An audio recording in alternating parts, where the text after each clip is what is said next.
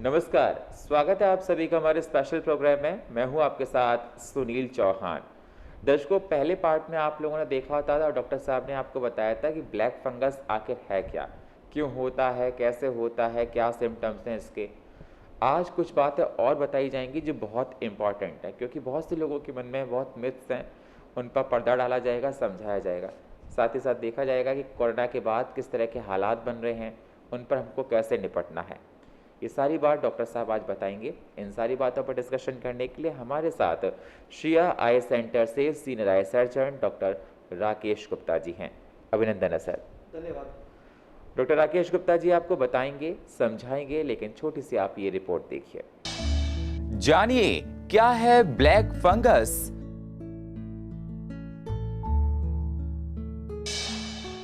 आखिर कोरोना की दूसरी लहर में ब्लैक फंगस क्यों बढ़ा? क्या कोरोना से ठीक होने वाले हर इंसान को ब्लैक फंगस का है खतरा? कितने हफ्ते तक ब्लैक फंगस का खतरा ज्यादा? क्या वैक्सीन लेने के बाद नहीं होता है ब्लैक फंगस? क्या ज्यादा जिंक के इस्तेमाल से होता है ब्लैक फंगस? कौन से लोग हाई रिस्क ग्रुप में आते हैं?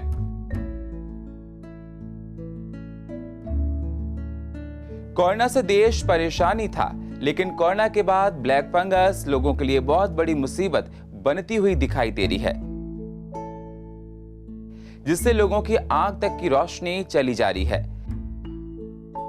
दिल्ली से लेकर और भी कई राज्य ब्लैक फंगस को महामारी घोषित कर चुके हैं। बताया जा रहा है कि समय रहते अगर इलाज ना मिले तो इससे लोगों की मौत भी हो रही है। तो कौन से लोगों को ब्लैक फंगस होने का खतरा ज्यादा है? जानिए ब्लैक फंगस के बारे में और भी महत्वपूर्ण बातें हमारे इस खास प्रोग्राम में।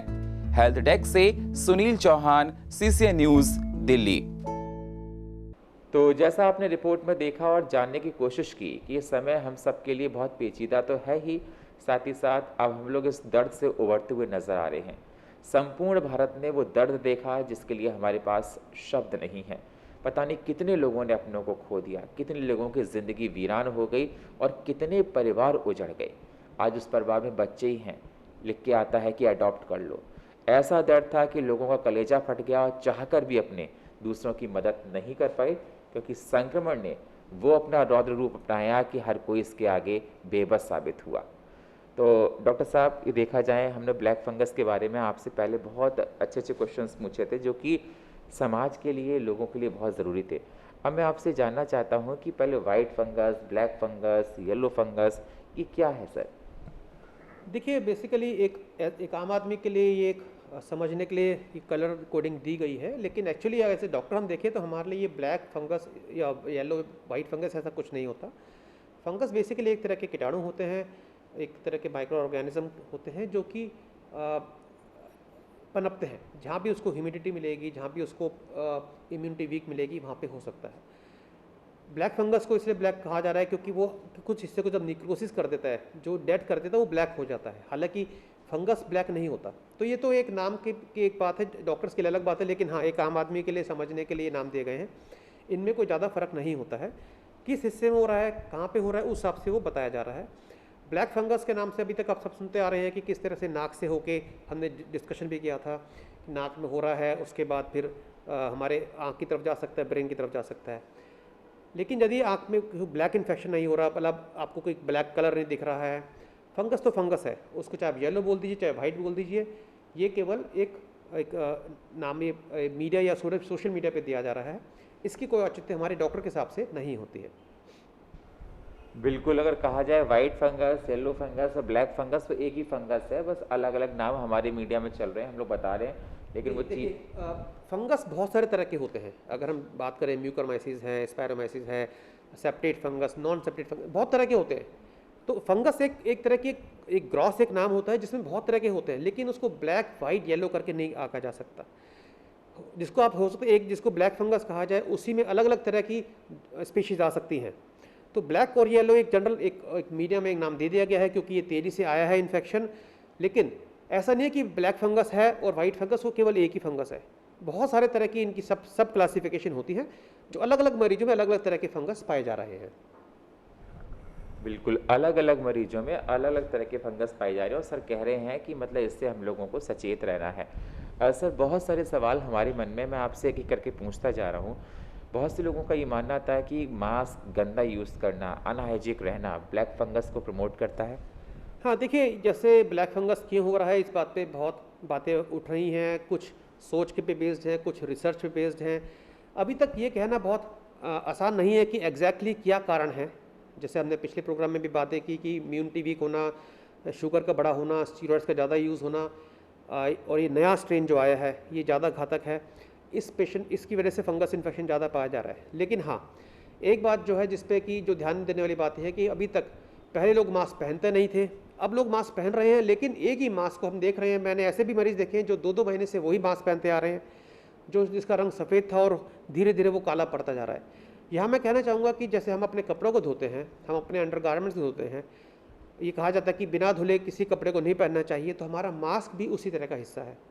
यदि आप रीयूजेबल मास्क पहन रहे हैं, जैसे कपड़े का मास्क है जो वॉशेबल है, तो मेरी सलाह है कि डेली बेस पे यूज़ करने के बाद उसको धोना चाहिए। परंतु यदि आप वो मास्क पहन रहे हैं जो डिस्पोजेबल है, तो जो 3 प्लाई मास्क जैसे है वो डेली यूज़ पे चेंज होना चाहिए। एक दिन पहनने के बाद उसको थ्रो करके अगले दिन दूसरा पहनना चाहिए।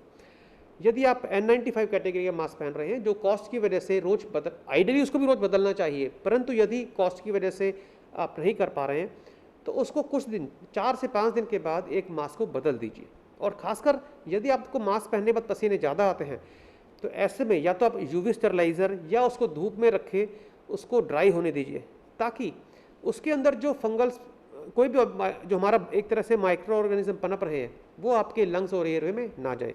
लेकिन ऐसा नहीं है कि जो लोग मास्क पहन रहे केवल उन्हीं को फंगस इन्फेक्शन आया है। बहुत सारे लोग ऐसे जिन्होंने मास्क पहना ही नहीं है, कोविड होने के बाद आईसीयू में रहे हैं, जो मास्क नहीं पहन रहे तो उनको भी फंगस आया है। लेकिन सावधानी के तौर पे मैं कहूँगा कि मास्क को समय पे धोते रहें, बार बार बदलते रहें, तो ये आपके लिए कई तरह से फ़ायदेमंद साबित होगा। बिल्कुल, बहुत अच्छी बात है। कुल मिला के कहा जाए हाइजीनिक होना बहुत ज़रूरी है। अगर आप आइसोलेशन में हैं तो अपने कपड़ों को रोज़ धोएं, साफ़ सफाई अच्छे से रखें। सर ने कहा कि मास्क का अगर बदलते रहें तो ये इसके चांस ना के बराबर होते हैं, नहीं होता है ब्लैक फंगस। सर मैं आपसे जानना चाहता हूँ, बहुत से लोग ये कह रहे हैं कि जिंक से भी ब्लैक फंगस होने के चांस हैं, और जिंक तो कोविड के पेशेंट के इस्तेमाल में दी जाती है, विटामिन डी को जिंक। हाँ, देखिए एक्चुअली कोई भी हम जब ये कोविड आया था तो इम्यूनिटी पे बहुत ज़्यादा जोर दिया गया इम्यूनिटी स्ट्रॉन्ग करने के लिए। और लोगों को जब पिछले साल की बात थी, हम 2020 की बात करें, तो जिंक और विटामिन सी, विटामिन डी ये एक तरह के सबके डेली के डोज में दी जा रही थी। मेरा मानना है कि किसी भी चीज़ की अति जो है वो भी नुकसान करती है, चाहे वो दवाई हो, चाहे वो विटामिन हो, चाहे सप्लीमेंट्स हो। नॉर्मली अगर हम अच्छी डाइट लेते हैं तो हमारी बॉडी में हर चीज़ की एडुकेट लेवल्स रहते हैं जो इन्फेक्शन को फाइट करने के लिए काफ़ी रहते हैं। कोविड के समय में क्योंकि इम्यूनिटी के लिए जिंक का होना एक इम्पॉर्टेंट था, तो लोगों ने बहुत ओवरडोजिंग ली है। हमने देखा कि किस महीनों से या पूरे 1 साल से लोग सुबह शाम जिंक के बेस्ड विटामिन खाते जा रहे हैं, तो जाहिर तौर पे इससे थोड़ा ओवरडोजिंग होकर बॉडी में इसकी कंसनट्रेशन बढ़ सकती है। और ये जो फंगल इन्फेक्शन आया है इसमें ये बातें उठ रही हैं, लेकिन अभी तक इस बात पे कंफर्म नहीं हो पाया कि क्या इसकी वजह से फंगस आया है, क्योंकि जिंक लोगों ने पिछली बार भी लिया था। इस बार जो ये फंगल इन्फेक्शन की तादाद ज़्यादा पाई गई है, उसमें मैं अभी भी 3 चीज़ें जो कंफर्म्ड है वो यही है कि इम्यूनिटी वीक होना, जिसके लिए शुगर ज़्यादा होना, स्टीरॉइड का ज़्यादा यूज़ होना, नए स्ट्रेन का होना, ये ज़्यादा चीज़ें पाई गई हैं। लेकिन हाँ, ये मैं बताना चाहूँगा, इस चीज़ से ज़रूर निकल के आया है कि कुछ लोग ऑब्सेस्ड हो चुके हैं कि वो बहुत ज़्यादा विटामिन खा रहे हैं क्योंकि घबराहट में है, उनको लगता है मैं विटामिन खाऊंगा तो कोई नुकसान नहीं है। विटामिन, जिंक, ये सब चीज़ें इंपॉर्टेंट हैं, परंतु अपने फिजिशियन से परामर्श लेके ही लें और उतनी ही मात्रा में लें जितनी आपको सलाह दी जा रही है। बिल्कुल, मतलब कोई भी दवाई का ओवरडोज नहीं होना चाहिए। ओवरडोज होगा तो हम सब के लिए वो हार्मफुल हो सकता है। सर अगला सवाल मेरा आपसे ये है, क्यों ये ब्लैक फंगस कोविड पेशेंट में अधिकतर देखा जा रहा है?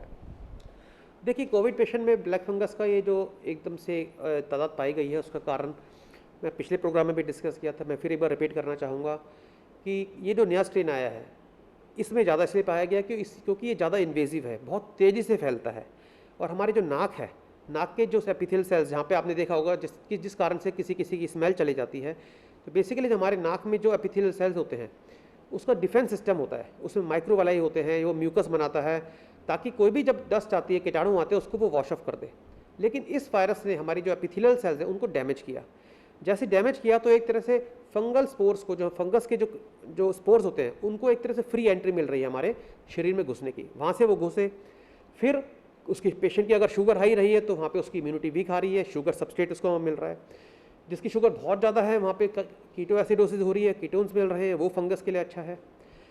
फिर हमारे जो डिफेंस सिस्टम होता है, मैक्रोफेजेस हैं, न्यूट्रोफिल्स हैं, जो हमारा डिफेंस सिस्टम है वो भी वीक हो रहा है।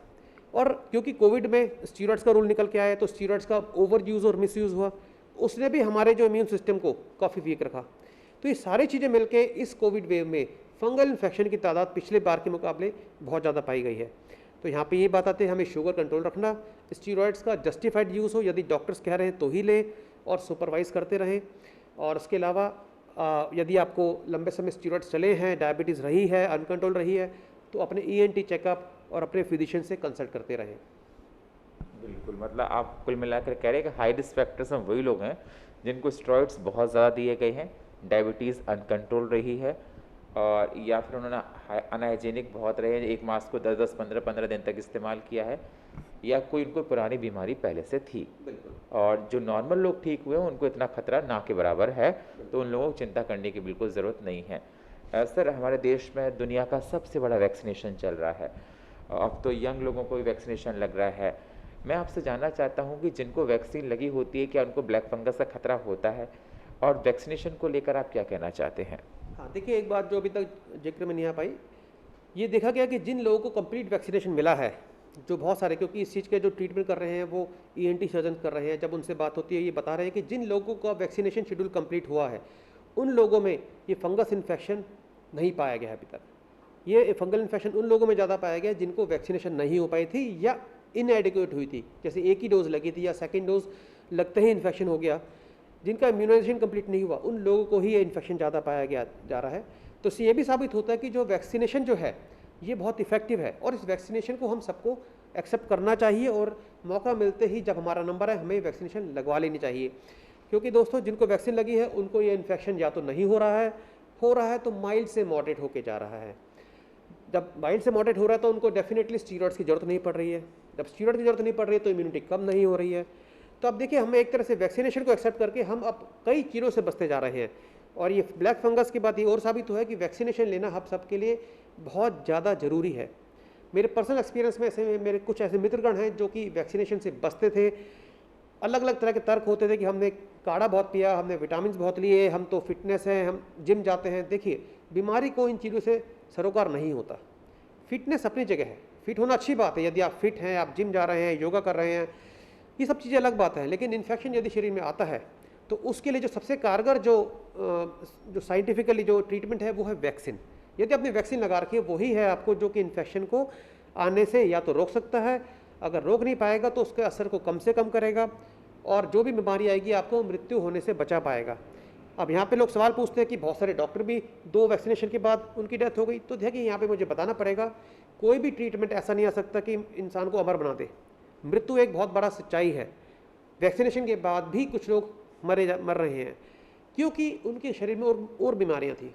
किसी को हार्ट प्रॉब्लम थी, शुगर थी, ब्लड प्रेशर थी, स्मोकिंग, अल्कोहल, बहुत सारी चीज़ें थी। तो वैक्सीनेशन कोई ढाल नहीं है जो पूरी तरह बचा लेगा। एक बुलेट प्रूफ जैकेट भी आप पहनते हैं तो हर बुलेट प्रूफ जैकेट की एक ग्रेडिंग होती है कि इतनी mm की गोली को झेल सकता है वो। लेकिन यदि उससे ज़्यादा पावरफुल गन आएगी तो बुलेट प्रूफ जैकेट को भी वहाँ पे वो हमें सेफ्टी नहीं देती है।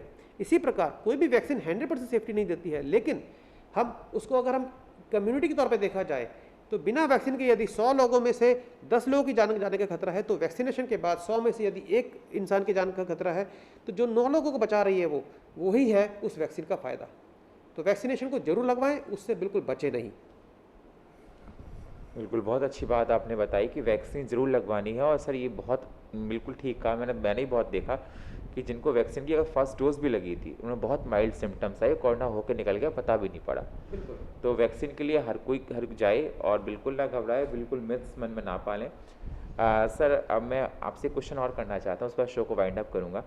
मैं आपसे जानना चाहता हूँ कि जो लोग कोविड से रिकवर हुए हैं और क्या कहते हैं, कितने दिन तक उनको खतरा रहता है कि ब्लैक फंगस हो सकता है?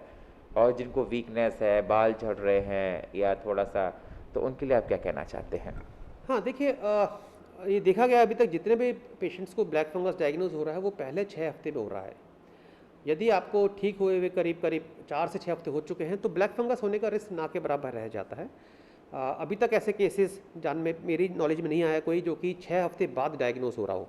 यदि डायग्नोज हो भी रहा है तो वो पेशेंट हैं जिनको शुरुआत पहले हो चुकी थी पर वो लापरवाही करके उन लक्षणों को उन्होंने इग्नोर किया।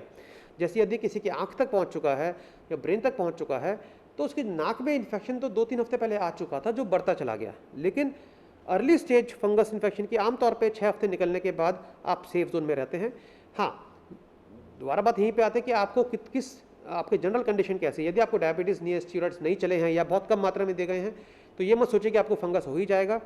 और एक बात मैं और क्लियर करना चाहूँगा दोस्तों, बार बार स्टीरॉइड का नाम आता है तो स्टीरॉइड के नाम से अब लोग डरने लगे हैं। देखिए, स्टीरॉइड एक ऐसी दवाई है, एक्चुअली स्टीरॉइड एक केमिकल है जो हमारी बॉडी में नेचुरल भी होता है। ग्लूकोकॉर्टिकॉइड्स, सेक्स कॉर्टिकॉइड्स, मिनरलोकॉर्टिकॉइड्स, बहुत सारे ऐसे स्टीरॉइड्स होते हैं जो हमारी बॉडी का हिस्सा है। आपने सुना होगा एस्ट्रोजन, प्रोजेस्टेरॉन, ये सब हार्मोन्स है और स्टीरॉइड एक तरह का हार्मोन है जो हमारी बॉडी में नॉर्मली भी होता है। कुछ बीमारियों में ये जान बचाने के लिए काम आता है, लाइफ सेविंग ड्रग है। तो स्टीरॉइड से नफरत या डर मत रखिए, केवल इतना समझना है कि उसका यूज़ जो है वो सुपरवाइज्ड होना चाहिए, डॉक्टर के सलाह पे होना चाहिए, क्वालिफाइड मेडिकल प्रैक्टिशनर की सलाह पे होना चाहिए और उसके साथ उस जो जांचें होनी ज़रूरी हैं वो होनी चाहिए। यदि आपको ब्लड शुगर चेक होनी चाहिए, उसके साथ साथ आंखों का प्रेशर चेक होना चाहिए, क्योंकि स्टीरॉइड के साइड इफेक्ट लिखे होते हैं। हमारे साइंस में कहा बताया सब हर चीज़ लिखी हुई है कि स्टीरॉइड के क्या क्या साइड इफेक्ट हो सकते हैं और स्टीरॉइड के साइड इफेक्ट्स में एक साइड इफेक्ट यही होता है कि दूसरे अपॉर्चुनिस्टिक इन्फेक्शन आ सकते हैं और ब्लैक फंगस इसी तरह का एक इन्फेक्शन है जो अपॉर्चुनिस्टिक बन के आ रहा है। बिल्कुल, बहुत अच्छी बात सर ने बताई कि अगर आपको 3-4 हफ्ते हो चुके हैं और 3-4 हफ्ते में सर ने कहा कि स्टार्टिंग के 1-2 हफ्ते बाद ही अगर आपको कोई प्रॉब्लम नाक में होने लगती है, आप लोग इग्नोर करते हो, तब 3-4 हफ्ते वाली बात आती है। अगर स्टार्टिंग में 2 हफ्ते के बाद कोई सिम्टम्स आने लगते हैं, अगर आप उसको इग्नोर कर रहे हो तो प्रॉब्लम बनती है, नहीं तो अगर 3-4 हफ्ते हो चुके हैं तो ब्लैक फंगस के चांसेस नहीं होते हैं। बहुत बहुत शुक्रिया डॉक्टर राकेश गुप्ता जी। सर, नकारात्मक बहुत लोगों ने देखी, हर जगह निगेटिविटी, और सकारात्मक की तरफ दुनिया बढ़ रही है। फिर एक नया सवेरा हो रहा है और फिर उम्मीदें और खुशियां दिखाई दे रही हैं। अभी तक सड़कों पर एम्बुलेंस थी सर, अब धीरे धीरे बच्चों की किलकारियां पार्कों में दिखाई दे रही हैं, घरों में खुशियां आ रही हैं, एक दूसरे से लोग मिलने लगे हैं और फिर से कहीं ना कहीं एक ताज़ा मन से लोग घर से बाहर निकल रहे हैं और दुनिया फिर एक कहीं ना कहीं रूटीन पर आ रही है। इस जो पुराने समय को लोगों ने देखा उसको भुलाना बहुत मुश्किल है। बहुत से लोगों ने अपनों को खो दिया, उनको भुलाना मुश्किल है। ऐसे लोगों को आप क्या समझाना चाहते हैं, क्या कहना चाहते हैं, क्योंकि आप बहुत डिग्निफाइड डॉक्टर हैं और आपके पास बहुत एक्सपीरियंस है, और इस संकट की बेला में ऐसे लोगों को आप कैसे कुछ आशीष देना चाहते हैं? देखिए दर्शकों, मैं एक बात कहना चाहूँगा कि लापरवाही जो है ये हर जहाँ भी कोई आपदा आई है जिस परिवार में, ये देखा गया कि लापरवाही किसी ना किसी चीज़ पे हुई है। किस तरह से? जैसे यदि किसी को लक्षण आए तो सबसे पहली बात होती है लोग डिनायल मोड में रहते हैं कि नहीं, मुझे कोविड तो हो ही नहीं सकता, मैंने तो काढ़ा पिया है, मैंने जिंक खा लिया है, मैंने विटामिन खा लिया है, या मैं तो स्वस्थ हूँ, मुझे कोविड नहीं हो सकता, बुखार है, ऐसे ही कुछ हो गया होगा। अगर 2 या 3 दिन भी लापरवाही हुई है तो लोग वो खतरे के जोन में चले गए हैं। तो मैं आपको बताना चाहता हूँ, जैसे एक ही लापरवाही है कि डिनायल मोड में। दूसरी बात कि किसी ने मान भी लिया कोविड है तो वो डॉक्टर से परामर्श नहीं ले रहे हैं, वो अपने किसी दोस्त से, मित्र से, भाई से प्रिस्क्रिप्शन लेके फॉलो कर रहे हैं। उनको नहीं पता कि कौन सी दवाई उनके लिए ज़रूरी है, उसी में एक स्टीरॉइड का रूप आया। तो जब स्टीरॉइड सपोज बीमारी शुरू होते ही बिना वेट करे स्टीरॉइड शुरू कर दिया, उससे भी लापरवाही मानी जाएगी। इसी प्रकार इसके बाद जब यदि आपको सलाह दी गई कि आप एडमिट हुई, हमने ऐसे लोग देखे हैं कि उनको सलाह दी जा रही है, वो कहते नहीं बुखार है, 1 या 2 में बुखार है, ठीक हो जाएगा। जो ब्लड टेस्ट समय पे होनी चाहिए, जैसे सब जानते हैं CRP, डी डायमर या जो भी ब्लड टेस्ट होने चाहिए तो समय पे नहीं हुए, और जो हमें समय पे इंडिकेशन नहीं मिला कि स्टीरॉइड कब शुरू होने चाहिए थे, ऐसे लोग जाके फंस गए जो कि ठीक नहीं हो पाए और उनकी मृत्यु हो गई। तो पहली बात मैं बताना चाहूँगा कि डरने की ज़रूरत नहीं है, हमें केवल ये समझने की ज़रूरत है कि अगर बीमारी आई है तो हमें एक डॉक्टर से परामर्श लेना है और डॉक्टर के सुपरविजन में ट्रीटमेंट लेना है। बचने के तरीके हम आज भी वही हैं जो पहले दिन से थे कि मास्क, सोशल डिस्टेंसिंग और सैनिटाइजेशन, ये तीनों चीज़ें हमें लगातार फॉलो करती रहनी है। जिन लोगों के घर में मुसीबत आई है, कई लोगों की कभी कभी कुछ परिवार में कुछ बच्चे अनाथ भी हो गए हैं, उनके साथ मेरी बहुत सांत्वना है, मुझे भी उनके लिए बहुत दुख है। लेकिन मैं बताना चाहूँगा कि दर्शकों को समझना होगा कि सावधानी का कोई सब्स्टिट्यूट नहीं है। मास्क पहनना कंटिन्यू रहे। ये वेव कम हो रही है, हो सकता है अभी ये लॉकडाउन अब धीरे धीरे फेज आउट होना शुरू हो गया है, 3 से 4 हफ्ते में लॉकडाउन पूरी तरह खत्म भी हो सकता है। परंतु दर्शकों, मेरा आपसे सलाह रहेगी कि एक नियम बांध लीजिए, घर के अंदर आप मास्क हटाइए और घर से बाहर निकलते ही मास्क जरूर पहनिए। चाहे आप किसी गैदरिंग में जा रहे हैं, चाहे किसी शादी में जा रहे हैं, मार्केट जा रहे हैं, ये मास्क जो है, ये मास्क ही आपके लिए सबसे बड़ा सुरक्षा कवच है। जहाँ सुरक्षा कवच हटेगा वहाँ परेशानी फिर भी आ सकती है। हमारे समाज में या तो लोग लापरवाह हो जाते हैं या घबरा के डिप्रेशन में आ जाते हैं। मुझे लगता है दोनों की ही जरूरत नहीं है, घबराने की भी जरूरत नहीं है, डरने की भी जरूरत नहीं है, लेकिन लापरवाही ना करें। यदि आप लापरवाही नहीं करेंगे, मेरा मानना है कि आप सुरक्षित रहेंगे। और यदि किसी को लक्षण आते हैं तो लापरवाही उसके बाद भी ना करें। यदि बुखार आता है उसको पहले कोविड माने, उस सबसे जांच करा लीजिए। अगर कोविड नहीं है तो डॉक्टर आपको बता देंगे, परंतु यदि कोविड है तो समय रहते आपको गाइड कर पाएंगे क्या करना है। और यदि किसी को एडमिशन की जरूरत है समय रहते, यदि ब्लड टेस्ट बताए जाते हैं, तो हमारे समाज में जो नेगेटिविटी है कि ब्लड टेस्ट बताओ तो डॉक्टर गलत है, डॉक्टर ने एडमिशन बोल दिया तो भी डॉक्टर गलत है, आप यदि अपने डॉक्टर पर सवाल उठाते रहेंगे तो विश्वास रखिए नुकसान डॉक्टर का नहीं आपका ही होने वाला है। विश्वास करना जरूरी है जो आपको सलाह दी जा रही है। आपको एक डॉक्टर का ओपिनियन पसंद नहीं आता, आप दूसरे डॉक्टर से ओपिनियन ले लीजिए, वो भी क्वालिफाइड यदि है, हो सकता है। और ये मत मानिए कि 2 डॉक्टर का ओपिनियन हमेशा मिलेगा। मेडिकल साइंस की ये खूबसूरती है, कभी भी 2 ओपिनियन एक जैसे नहीं मिलते। आप 10 लोगों से ओपिनियन लेंगे, अलग अलग ओपिनियन आएंगे, लेकिन अंत में जाके एक निष्कर्ष पे जरूर पहुंच जाएंगे। यदि आप लापरवाही नहीं करेंगे तो ये बीमारी हमारा कुछ नहीं बिगाड़ पाएगी और हम बहुत जल्दी इस बीमारी के जो इस रूप से बाहर निकल के आ जाएंगे। आप बिल्कुल परेशान ना हो। और अब ये एक तरह से उस स्टेज पे है, हमारी सरकार भी कह रही है कि 3-4 महीने में वैक्सीनेशन पूरी तरह से उपलब्ध हो जाएंगे, तो अगले 2-3 महीने और सुरक्षा से रह लीजिए। फिर वैक्सीन जब लग जाएगी तो वैक्सीन आपको सुरक्षा देगी, लेकिन मास्क को ना त्यागें। मास्क से छुटकारा पाने को कोविड का अंत मत मानिए, मास्क पहनने की हैबिट डाल लीजिए, खासकर पब्लिक प्लेसेस में। इस संकट की बेला में देखा गया कि आप लोग डॉक्टर बहुत मसीहा बनकर दिखे। मतलब एक देखा जाए सर, अगर किसी आईसीयू में जाना जहाँ कोविड पेशेंट हैं, चाहे हेल्थ वर्कर हों चाहे डॉक्टर के लिए हों, मतलब कितना खतरनाक था कि जिसकी कल्पना हम लोग नहीं कर सकते। उसके बाद भी आप लोगों ने अपने सेंटर्स को खोला, पेशेंट को देखा, और उसके बाद बहुत से डॉक्टर्स पॉजिटिव हुए और दुर्भाग्यवश बहुत से ने जान भी गंवा दी। तो जितना भी आप लोगों का वंदन अभिनंदन हो डॉक्टर लोगों का, ये पूरा फ्रेटर्निटी का, उतना ही कम है। चलते चलते सर मैं दर्शकों से ये कहना चाहता हूँ कि बहुत निगेटिविटी है आज के टाइम पर। मस्तिष्क लोगों के मतलब निगेटिविटी से भरे हुए हैं, एंजाइटी है, मेंटल ट्रॉमा बहुत है। तो ऐसे दुख के समय में, ऐसे डिफ़िकल्ट टाइम में आप लोगों को कैसे एक टॉनिक देना चाहते हैं जिससे उनके जीवन में खुशियाँ आएँ? देखिए दोस्तों, मैं बताना चाहूँगा कि ह्यूमैनिटी यानी कि इंसानियत को हमेशा प्रकृति ने अलग अलग चैलेंज देती आई है, और ये आज से नहीं है, ये हज़ारों साल से चलता आ रहा है और इंसानियत हमेशा जीती आई है। हाँ, कुछ लोग हमें छोड़ के चले गए हैं और आगे भी ये चलता रह सकता है, लेकिन हिम्मत नहीं हारनी है, क्योंकि इस परिस्थिति में जो सबसे ज़्यादा ज़रूरी है वो है हमारी हिम्मत, और हमारी हिम्मत को हमारे अलावा कोई नहीं तोड़ सकता।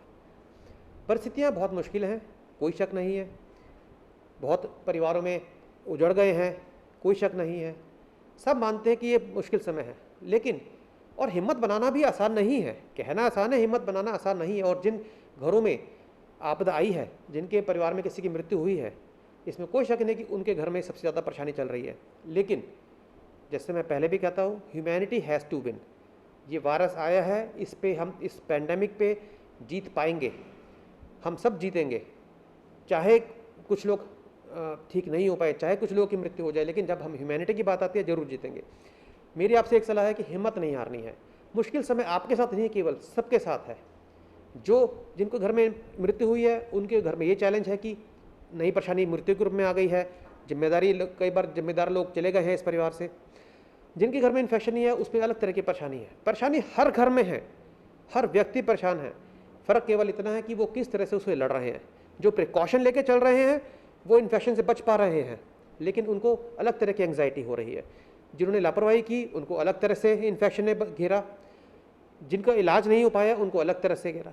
तो अब ये बात करने का कोई फ़ायदा नहीं कि पहले क्या रहा, लेकिन आप अपनी हिम्मत बना के रखिए। और मुझे लगता है हम उस स्टेज के बहुत नज़दीक है जब हम ये कहेंगे कि अब ये जो कोविड नाम की जो आपदा है ये ख़त्म होती दिख रही है। हाँ, मैं ये नहीं कहूँगा कि कोरोना इस दुनिया से चले जाएगा, कोरोना इस दुनिया में रहेगा, एंडेमिक होकर रहेगा, कुछ केस आते रहेंगे, लेकिन धीरे धीरे हम इससे लड़ना सीखते जा रहे हैं। पिछले साल के मुकाबले काफ़ी कुछ सीखा है। इस सेकंड वेव में हमने बहुत कुछ सीखा है। हमारी सरकार ने भी सीखा है, ब्यूरोक्रेट्स ने भी सीखा है, डॉक्टर्स ने भी सीखा है और पब्लिक ने भी सीखा है। और यदि हम सीखते रहेंगे और इसको हम साइंटिफिकली एक्सेप्ट करते रहेंगे तो मुझे उम्मीद है हम इस आपदा से जल्दी ही छुटकारा पा पाएंगे।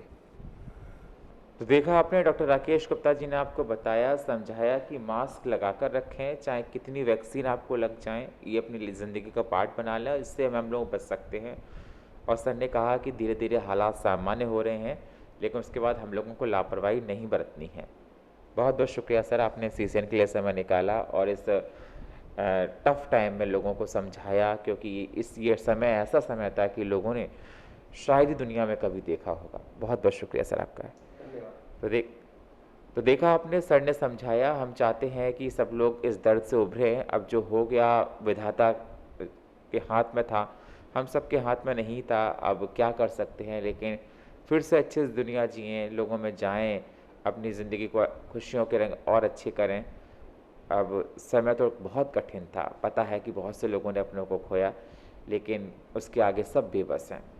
और फिलहाल हमारे इस खास प्रोग्राम में इतना ही। बाकी खबरों के लिए आप बने रहिए सीसीएन के साथ। तब तक के लिए नमस्कार।